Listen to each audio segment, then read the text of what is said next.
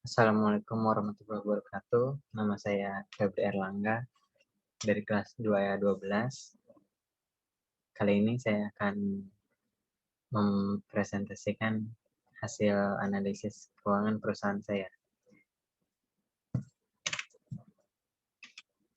Yang pertama itu ada PT Organon Pharma dan yang kedua itu ada PT Industri Jamu dan Farmasi. Nah, yang pertama itu PT Organon Pharma.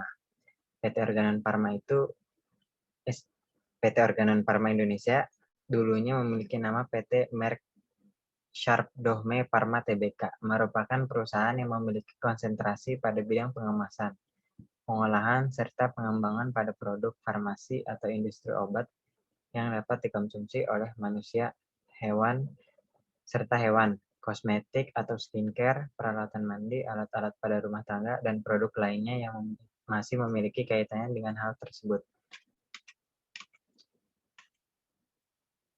Nah, di sini bisa dilihat modal sahamnya PT Organon Pharma dan harga saham saat IPO, initial public offering. Nah, yang kedua itu PT Industri Jamu dan Farmasi Sido Muncul. Merupakan pabrik jamu tradisional yang didirikan tahun 1940. Awal mulanya berupa home industry di bawah pengelolaan Rahmat Sulistyo dan awalnya berada di Yogyakarta. Pada tahun 1951, berdirilah sebuah perusahaan sederhana bernama Sido Muncul dengan produk pertama obat influenza yang membuat Sido Muncul menjadi terkenal dan mendapatkan minat permintaan pasar.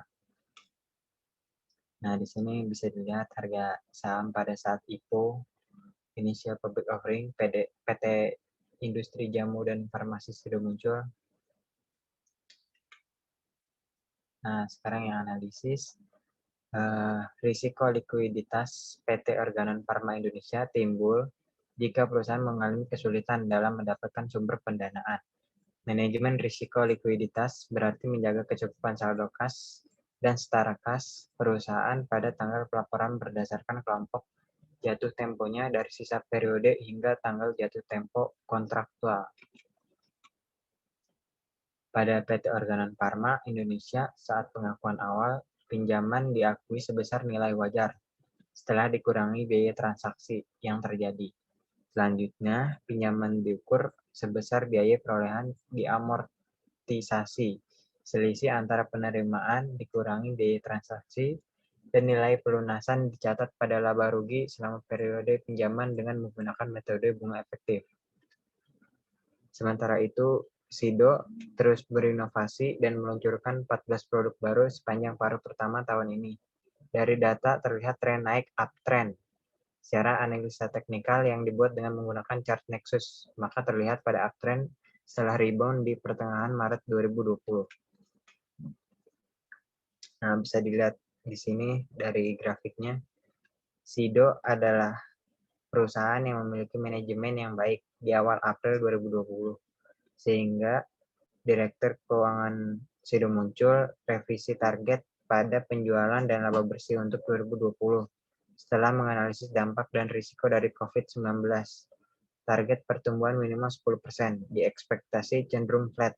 Sesuai dengan targetnya, Sido berhasil mempertahankan penjualan. Di samping nilai yang naik dari tahun ke tahun, jika dilihat dari rasio PBV-nya, Sido Muncul dinilai overvalue atau mahal. Memang wajar jika harga Sido dinilai premium karena fundamental perusahaan yang baik.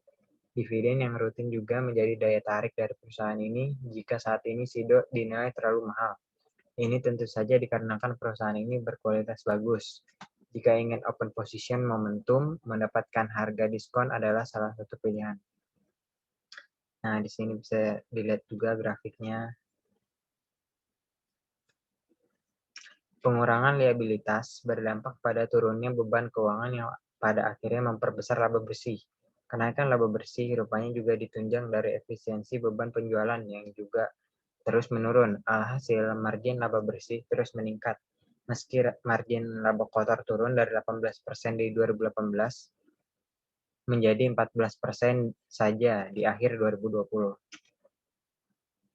Kesimpulannya, PT Organon Pharma Indonesia dan PT Industri Jamu dan Farmasi Sido Muncul ini layak untuk dibeli berdasarkan valuasi dan saham karena stabil dan jumlah piutang beban tidak banyak. Sarannya kepada para investor, tidak ada masalah jika ingin berinvestasi, namun tetap melihat analisa teknikal dan memantaunya. Sekian dari saya, terima kasih.